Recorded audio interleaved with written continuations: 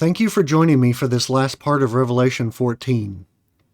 In these last 7 verses, the 144,000 have been martyred, and they are with the Lamb on Mount Zion.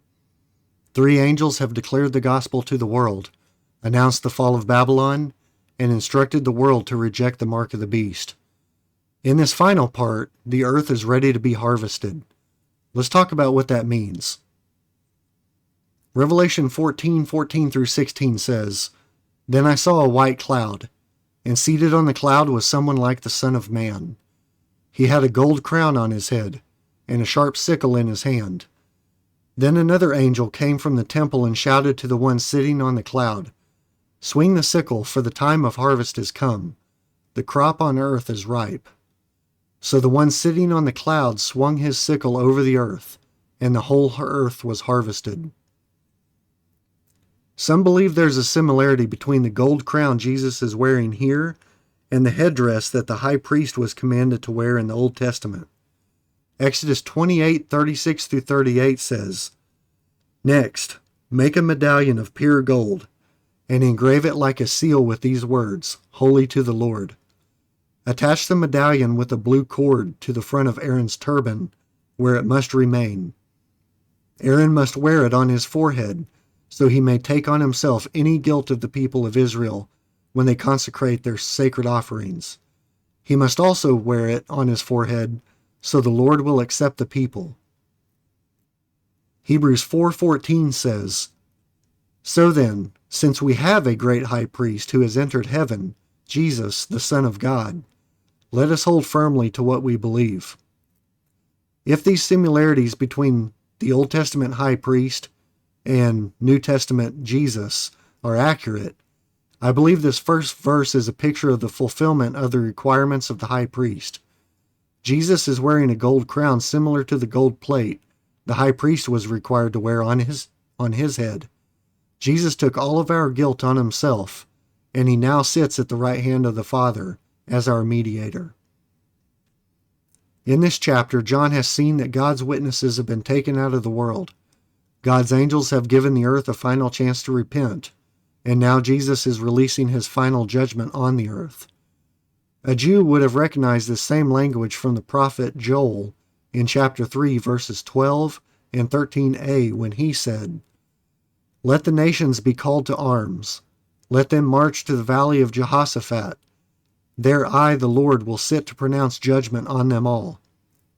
Swing the sickle, for the harvest is ripe." When it says Jesus is pronouncing judgment on them all, and to swing the sickle, that appears to me to be the final battle where all the nations come to Armageddon to be defeated. Revelation 16:16 and 17 says, "And the demonic spirits gathered all the rulers and their armies to a place with the Hebrew name Armageddon. Then the 7th angel poured out his bowl into the air, and a mighty shout came from the throne in the temple, saying, 'It is finished.'" To further understand the analogy of this, quote, harvest language, let's look at Matthew, where Jesus is teaching in parables. Matthew 13:24 through 30 says, "Here is another story Jesus told. The kingdom of heaven is like a farmer who planted good seed in his field.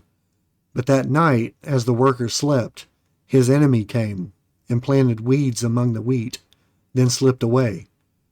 When the crop began to grow and produce grain, the weeds also grew. The farmer's workers went to him and said, 'Sir, the field where you planted that good seed is full of weeds. Where did they come from?' 'An enemy has done this,' the farmer exclaimed. 'Should we pull out the weeds?' they asked. 'No,' he replied. 'You'll uproot the wheat if you do. Let both grow together until the harvest. Then I will tell the harvesters to sort out the weeds, tie them into bundles, and burn them, and to put the wheat in the barn.'"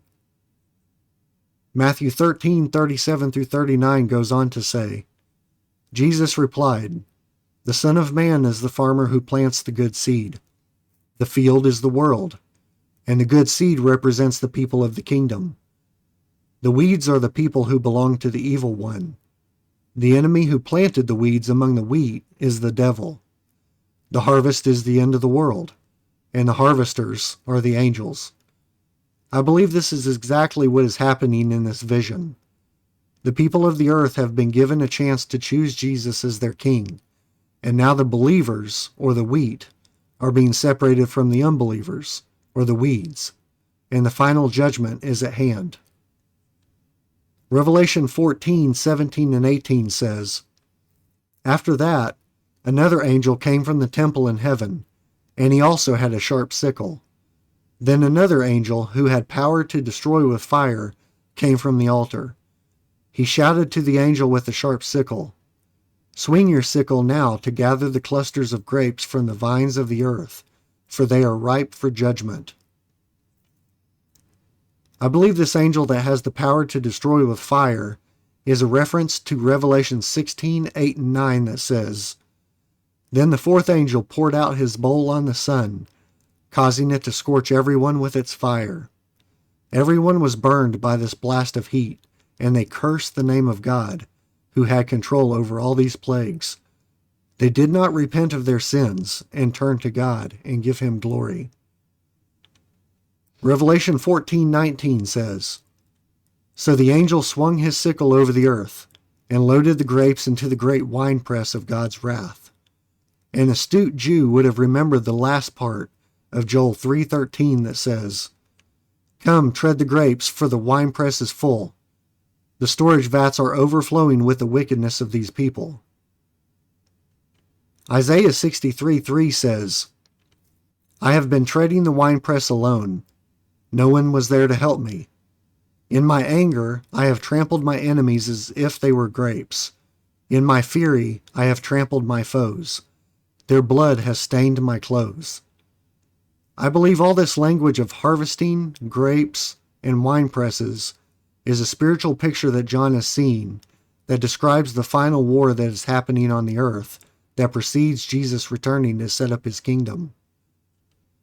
Revelation 14:20 says, "The grapes were trampled in the winepress outside the city, and blood flowed from the winepress in a stream about 180 miles long and as high as a horse's bridle."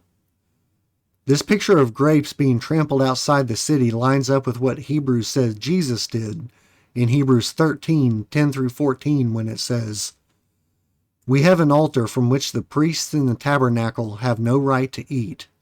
Under the old system, the high priest brought the blood of animals into the holy place as a sacrifice for sin, and the bodies of the animals were burned outside the camp. So also Jesus suffered and died outside the city gates to make his people holy by means of his own blood. So let us go out to him outside the camp and bear the disgrace he bore. For this world is not our permanent home. We are looking forward to a home yet to come." When verse 20 says the grapes were trampled outside the city, and Hebrews said Jesus was killed outside the city, it appears to me to be a call for his people to sacrifice themselves for his name and to not be upset about it, because this life and this world are not our permanent home. When the time comes, we are to lay it all down for his name. I'm interested to hear from you in the comments if you have some other insight. Thank you for joining me for this final part of Chapter 14. I've learned a lot by studying it out for this video, and I hope it has helped you too. The tribulation will be a time of trial for God's people, and the time for us to decide to make Jesus our King and to continually offer up a sacrifice of praise, acknowledging his name, is now. Chapter 15 is coming soon, and remember, it is God's privilege to conceal things and the king's privilege to discover them.